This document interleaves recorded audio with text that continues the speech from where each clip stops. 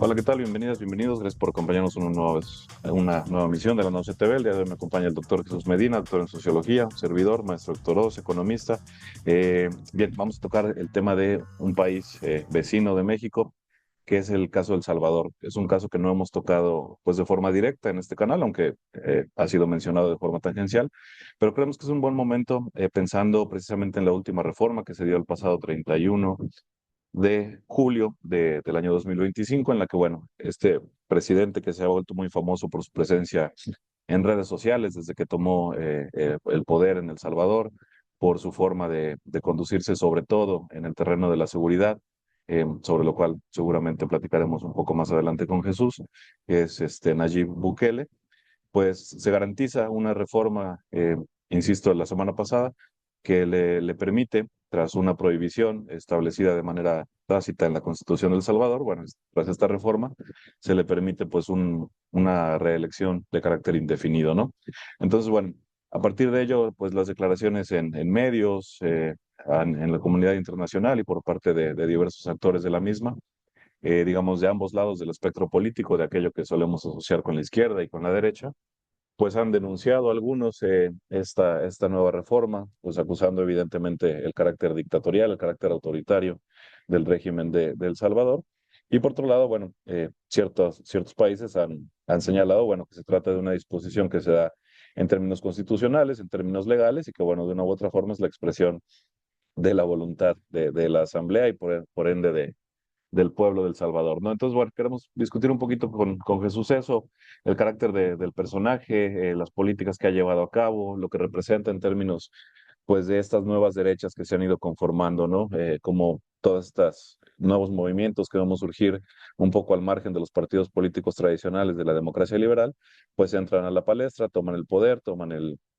pues el centro de la discusión y de una u otra forma vemos cómo se van afianzando poco a poco en ella. El caso de El Salvador es paradigmático porque, bueno, ha logrado un control casi unipersonal del gobierno, pero pues sobre ello queremos discutir un poco en estos minutos con Jesús. Entonces, pues te cedo la palabra para comenzar a señalar ahí algunos puntos que tengas en mente. Gracias, Héctor. Un saludo a nuestro auditorio. Sin lugar a dudas, esta última reforma viene a significar, digamos, un paso importante en el proceso político, en el proyecto político de Bukele, y que básicamente es afianzar algo que ya estaba estipulado, toda vez que hay que resaltar que el hecho de que Bukele se presenta a las elecciones de 2024, se permite a partir de una decisión de la Suprema Corte de Justicia, toda vez que en la Constitución estaba prohibido como tal la reelección de presidentes, cuestión que sí se podía a otros niveles, pero bueno, pero que en el cual, digamos, resaltan justamente algunas de las claves importantes para entender qué es lo que está pasando en El Salvador y básicamente, digamos, en Latinoamérica, ¿no? Con algunos regímenes que es difícil hasta cierto punto de delimitarlos bajo las viejas estructuras, ¿no? De derecha e izquierda, porque, digamos, si bien esto ya se presentaba en otras formas de, de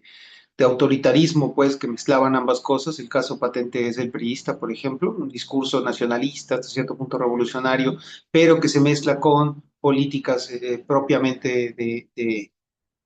corte liberal, y de derechas. Pero me parece muy, muy importante resaltar algunas cuestiones. Para empezar, bueno, hay que plantear que son una reforma, una serie de reforma aprobada por la mayoría del partido, Nuevas Ideas, con eso de que me llama la atención justamente resaltar la cuestión del nombre, porque bueno, parece que ya todos se dicen outsiders, todos son nuevos, es diferentes, fuera de la política, clásica, digamos, o normal, cuando, y eso podríamos analizarlo un poquito más adelante en una otra sección de este programa, es difícil establecer algunas diferencias entre la política que ellos llevan a cabo con la política anterior, ¿no? Eso se aplica para el caso de Trump, para el caso de Milley, para el caso de Bolsonaro, etcétera. Pero bueno, se busca que el periodo de Bukele no finalice en el 2029, sino también en el 2027, para unificar las elecciones presidenciales, legislativas y municipales. Eh, y hay que resaltar quisiera resaltar un par de declaraciones que hizo Bukele. El primero es, las 4 reformas constitucionales que presentamos hoy no son una imposición, son una elección libre, soberana y legítima tomada por quienes siempre debían tener la última palabra, el pueblo. Bueno, no sé a quién me suena, acá en el caso mexicano,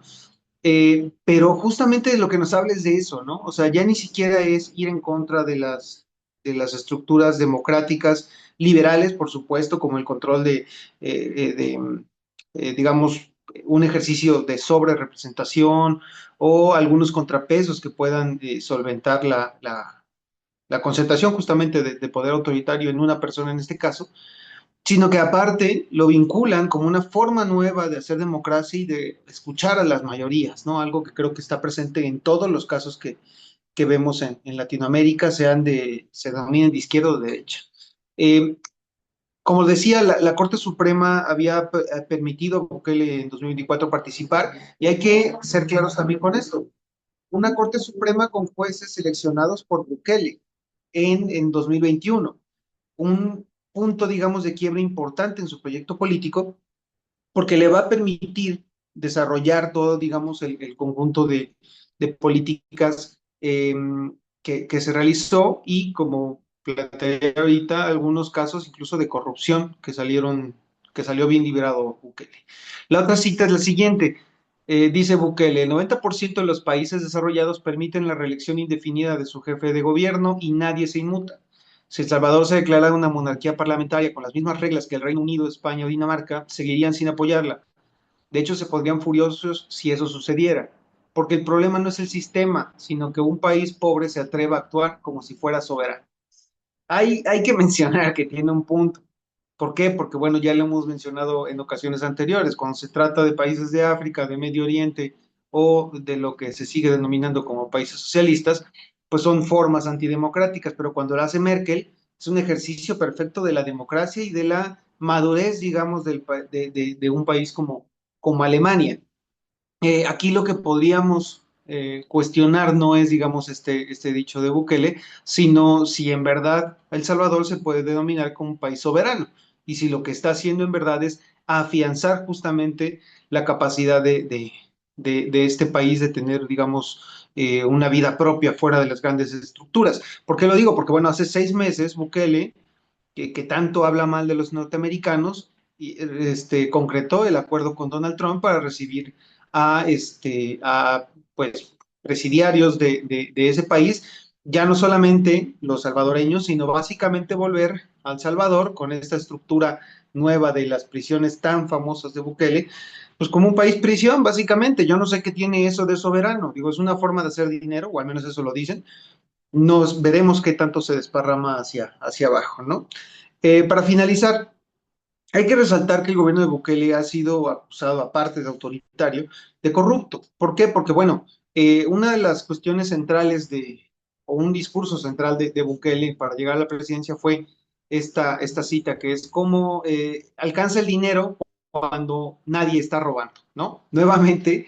vinculando la lógica de la corrupción como el problema central de la estructura económica de los países latinoamericanos, no básicamente su condición de ser periferias del sistema capitalista, sino el problema es que la gente mala se roba el dinero. Bueno, lo cierto es que su gobierno no ha cumplido con los procesos de transparencia de recursos y estas llamadas cajas negras que él se prometió acabar, pues han seguido funcionando. Se habla de más de 3.000 millones de dólares gastados de manera discrecional. ¿Por qué? Porque aparte las instituciones, algo común también a ciertos gobiernos, lo acaba de hacer hace poquito Zelensky, eh, eh, rompiendo, digamos, estas estructuras de control anticorrupción, pues justamente se ven como eso, ¿no? Como un estorbo para el desarrollo de sus políticas económicas, ¿no? Ahí se habla de compras a sobreprecio, como el caso del fondo Fopromid, compras a empresas vinculadas a familiares de los políticos responsables o incluso de los mismos funcionarios. E incluso se habla de que el 76.8% de las compras de insumos médicos bajo el momento de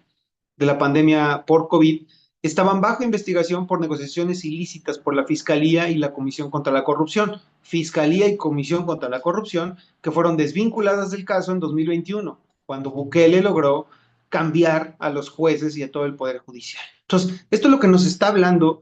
es que justamente Bukele, más allá de este discurso de ser un outsider, de ser alguien fuera de estas estructuras políticas corrompidas, está reproduciendo, al igual que en otros muchos casos, las mismas mecánicas de este sistema, porque justamente desde una visión marxista lo podemos decir, el problema aquí no son las personas, son las estructuras. Y estas estructuras no cambian con gobiernos como los de Bukele, como los de Bolsonaro, Milei, ni como los de AR. Y para bien o para mal, paradójicamente, la semana pasada tocábamos con los compañeros de la náusea un tema en apariencia completamente distinto, ¿no? Que era el que tenía que ver con el caso de Donald Trump a partir de la denuncia de Epstein y demás. Pero terminamos llegando a conclusiones muy similares a las que plantea Jesús en este momento, ¿no? Como esto que podemos llamar, a falta de mejor término por el momento, pues estos regímenes posliberales y liberales o como les quieran llamar, pues en realidad representan un rompimiento importante en las formas de hacer política, más no en el fondo de las políticas y sobre todo de las políticas económicas y en términos pues de esa sujeción a ciertas dinámicas de la economía internacional, en particular a lo que tiene que ver pues con la hegemonía estadounidense, como bien comentaba Jesús, por ejemplo, con el caso de los prisioneros, ¿no? Em, a lo mejor vale la pena pues retomar un poquito pues la trayectoria de este personaje, ¿no? Que se volvió muy famoso, sobre todo por su participación en redes, esta nueva forma de hacer política, o ni tan nueva, porque bueno, ya lleva cuando menos 2 décadas, ¿no? De que la política se dirime en buena medida, o al menos la parte más mediática de la política se dirime en las famosas redes sociales. Entonces, pues este personaje que de pronto llega a la Asamblea de las Naciones Unidas y se saca una selfie antes de dar el discurso y eso le da la vuelta al mundo, ¿no? O que en el periodo del encierro, en el 2020, 2021, pues dictaba órdenes por Twitter, como si se tratara pues no sé, como si no se tratara de un país, sino de algo mucho más sencillo. Entonces, bueno, plantear precisamente que lo mismo que señalábamos la semana pasada para el caso de Trump, lo mismo que señalaba ahorita Jesús para el caso de Milei, pues es lo que hace llegar a Bukele a la presidencia en el 2019, ¿no? Esta denuncia de las castas, de las viejas élites políticas, de un pacto implícito, tácito, entre, en este caso, en el caso del Salvador, las dos fuerzas políticas que se habían estado repartiendo el poder de la presidencia desde que termina la guerra civil en los noventas, ¿no? O bueno, ese conflicto eh,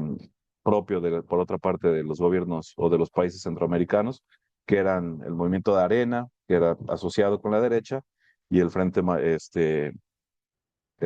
Facundo Martí de Liberación, que es el que supuestamente se asocia con tradiciones de izquierda. Bukele viene precisamente de ser un alcalde impulsado por este frente de izquierdas, por el Frente Farabundo Martí, pero bueno, se radicaliza precisamente a partir de la denuncia de de las viejas prácticas de corrupción, de la ineficacia de los gobiernos, tanto de Arena como del FMLN, para pacificar el país. Recordemos que para mediados de la década de los 2010, 2015, pues El Salvador es uno de los países más violentos de la región, en ese momento todavía por encima del caso mexicano, ¿no? A lo mejor vale la pena recordar también cómo es que por lo que se ha vuelto más famoso Bukele, que es por el control, entre comillas, sobre lo que podemos discutir también, el control de las mafias, de las famosas maras, de las pandillas, pues es un problema que viene importado de los Estados Unidos, es decir, ese proceso de crisis de guerra civil en los 70s, 80s, 90s, lo que hace es expulsar a población salvadoreña que en Los Ángeles, que en ciertas ciudades de los Estados Unidos, pues se radicaliza, empieza a formar este tipo de grupos, en parte delincuenciales, en parte pues también de cierta protección social, si se quiere, ante la discriminación, etcétera, etcétera, que son las maras, y que después son reimportadas a El Salvador, al menos cierta parte de sus miembros, y pues deriva la cuestión en lo que deriva, ¿no? Pero bueno, en ese sentido yo creo que lo que vale la pena señalar es que efectivamente esto que se presenta como un proceso de autocratización, como un proceso de autoritarismo, pues en realidad son las formas que tiene el gobierno, son las formas que está adquiriendo el Estado, pero que en realidad las políticas siguen siendo bastante similares, si no es que prácticamente iguales a las que hemos visto en momentos previos, ¿no? Vale la pena señalar a lo mejor sí que el proceso ha sido bastante rápido. A ver si más o menos me sale la cronología, porque Bukele gana en el 19, su primer mandato del 19 al 24 con la imposibilidad que decía Jesús de reelegirse, al menos de forma inmediata, ¿no? Una serie de reformas, una serie de movimientos el año pasado le permiten llegar a la presidencia de nuevo, del 24 al 29 oficialmente, pero la reforma de la semana pasada recorta ese periodo a la mitad para garantizar ahora elecciones en el 2027, por las que tendrían un mandato ahora de 6 años, ya no de 5. Entonces, son básicamente 14 años del 19 al 33, asumiendo que va a ganar en el 27, lo cual es altamente probable, dado sus índices de popularidad sí, de apoyo de la población salvadoreña. Son 14 años en los que se va a consolidar un cambio de la forma de organización del poder. No es algo que vimos, por ejemplo, pasar en el transcurso de décadas en Venezuela, algo que vimos pasar en el transcurso de décadas en Nicaragua. Pues Bukele lo está consiguiendo en 7, 8 años, consolidarse como la única fuerza política. Lo que pasó en la Asamblea Legislativa, pues es importante, ¿no? En el 2020, Bukele entra a la Asamblea Legislativa, una Asamblea Legislativa que tiene completamente en contra, donde solamente tiene 2 o 3 diputados a su favor, entra dando un golpe mediático, un autogolpe de Estado, dicen algunos, con el ejército, y a partir de ahí se da un cambio por completo, ¿no? Al día de hoy, eh, este partido que señala Jesús, Nuevas Ideas, controla 60 de los 64 diputados o 57 de los 60, es decir, una mayoría del 90%. Y lo que hay que señalar es eso, sí, recordando un poquito las frases o las citas que nos leía Jesús, pues que efectivamente Bukele cuenta con un apoyo que no ha bajado del 80% de la población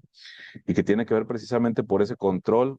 mal avenido o bien avenido, como haya sido, de la cuestión de la seguridad. Yo cierro esta primera intervención con esto, ¿no? Y podemos juzgar el cómo, pero la cuestión es que en el 2015 la tasa de homicidios en El Salvador es de más de 100, es de 107 homicidios por cada 100,000 habitantes. En el 2023 es de 7 homicidios por cada 100,000 habitantes. Es decir, es una reducción importantísima y evidentemente pues lo que la gente cuando escucha uno las entrevistas de las personas en El Salvador lo que dicen es eso. Que la corrupción siga estando presente, pues lo sabemos. Que el modelo económico siga siendo prácticamente el mismo, que la cuestión del Bitcoin fue un chiste, lo sabemos, pero la cuestión de la seguridad, pues evidentemente se vuelve fundamental tras un periodo, insisto, de 10, 15 años de crisis en ese sentido, ¿no? Se puede discutir el cómo, se puede discutir la cuestión de los derechos humanos, pero creo que es algo que tenemos que poner en el centro de la discusión, pues para evaluar un poco, pues la efectividad de este tipo de gobiernos, ¿no? Insisto, más allá de las denuncias que se hacen desde el campo tradicionalmente liberal sobre las dictaduras, que son dictaduras cuando conviene, que es el caso, por ejemplo, aquí en América Latina, Hugo Chávez era dictador, Nicolás Maduro es dictador, Daniel Ortega son dictadores, pero el propio gobierno de los Estados Unidos reconocía ayer o antier que este proceso efectivamente es un proceso legislativo, institucional y que responde a la voluntad del pueblo salvadoreño. Entonces Bukele no es un dictador, simple y sencillamente responde precisamente a esa voluntad, ¿no? Entonces, pues creo que es interesante pensar un poco en este sentido, no solamente en el caso salvadoreño,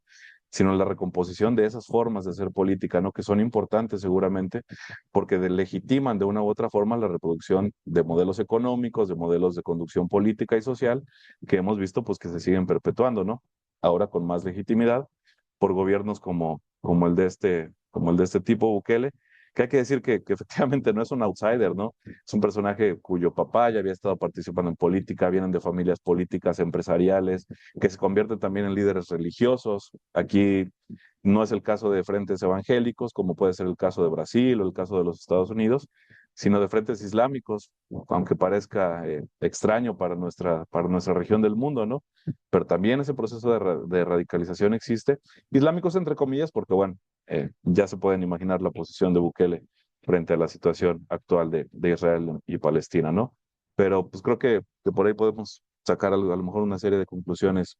que nos permiten analizar precisamente pues la, la hegemonía que está construyendo Bukele sobre El Salvador y otra, las incidencias que eso va a tener sobre la política en la región, ¿no? Claro, y creo que tiene que ver, a ver, no es coincidencia que este tipo de formas de hacer política,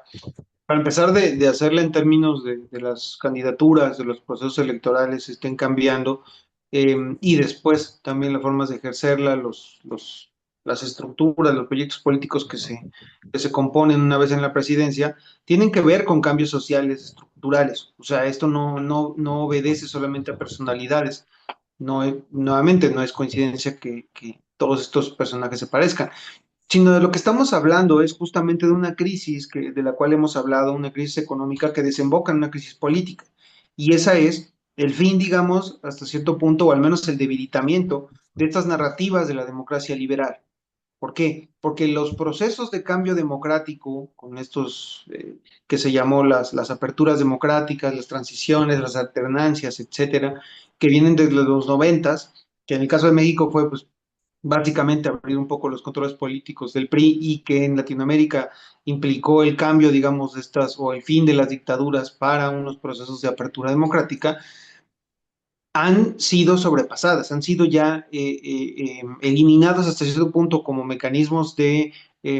discursivos, porque eso es lo que eran, ante la población, porque justamente lo que vimos es que el poder se lo seguían repartiendo los mismos partidos, en el caso de México, PRI y PAN, en el caso de El Salvador, tú ya mencionaste los dos partidos, y que justamente estos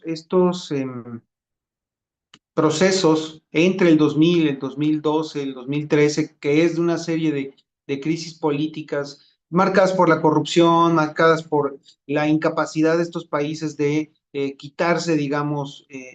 este papel de subordinados en la economía mundial, generan justamente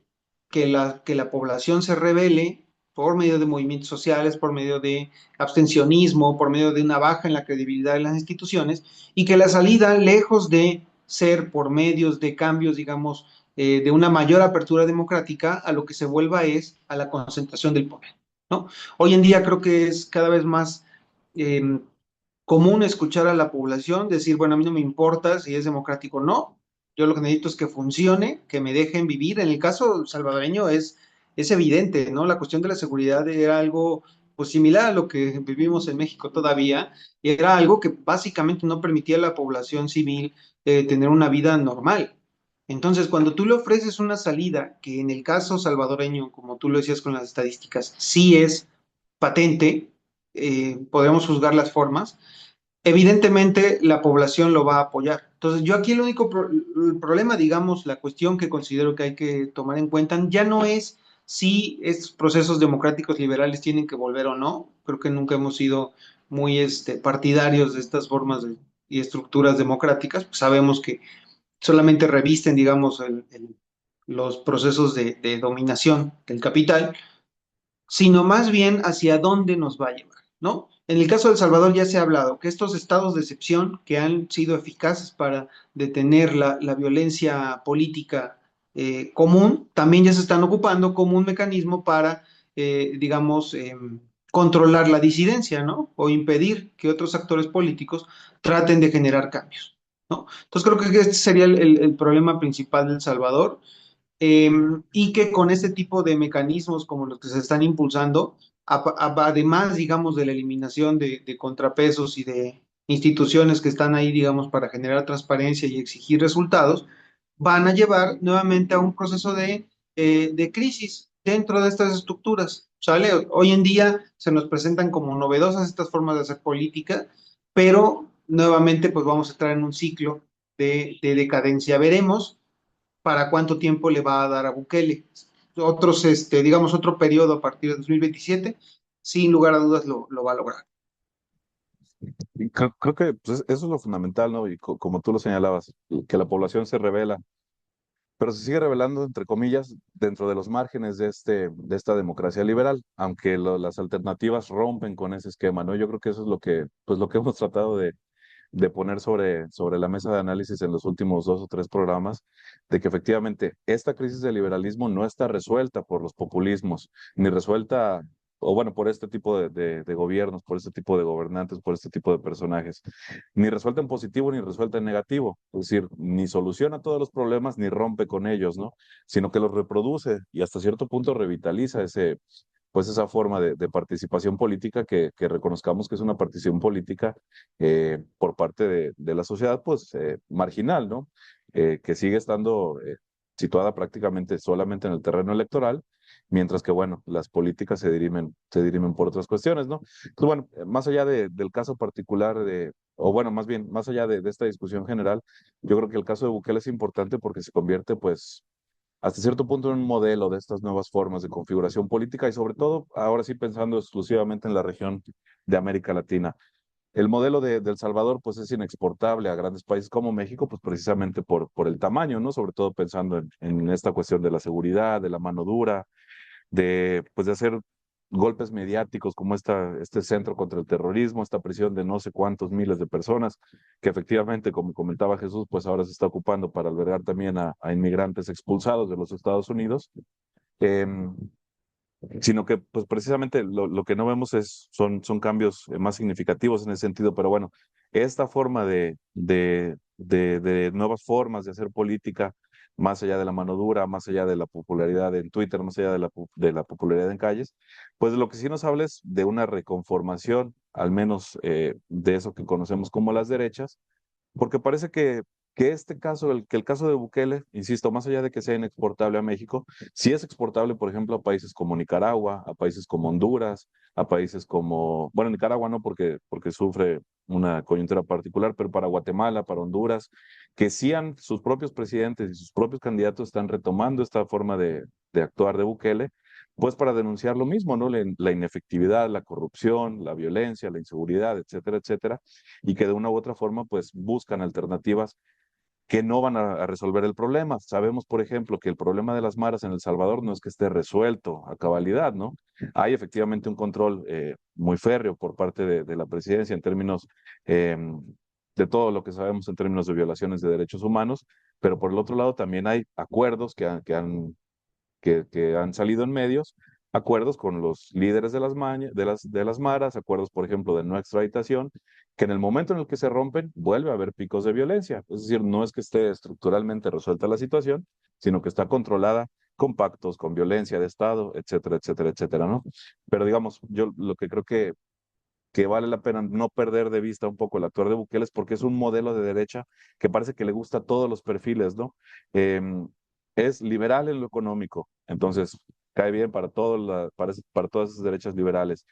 Pero al mismo tiempo es ultraconservador en lo social, es religioso, pero al mismo tiempo le gusta el Bitcoin, algo que les fascina a estos anarcocapitalistas. Al mismo tiempo está encantado de contraer deudas con el Fondo Monetario Internacional, reproduciendo los viejos modelos de la política. Es joven, está en los medios, es decir, parece que le estoy haciendo campaña a Bukele, ¿no? Pero lo que queremos señalar es eso, que este tipo de perfiles son los que vamos a ver con cada vez más asiduidad y precisamente apuntalados en la cuestión de la violencia, en la cuestión de la seguridad, en la cuestión del militar, que es algo que para México, insisto, aunque no vamos a ver un perfil calcado al de Bukele, pues eventualmente yo creo que la derecha va a buscar una alternativa en ese sentido, ¿no? Que lleve el discurso precisamente a la denuncia de la inefectividad de la política de seguridad de los últimos 20 años,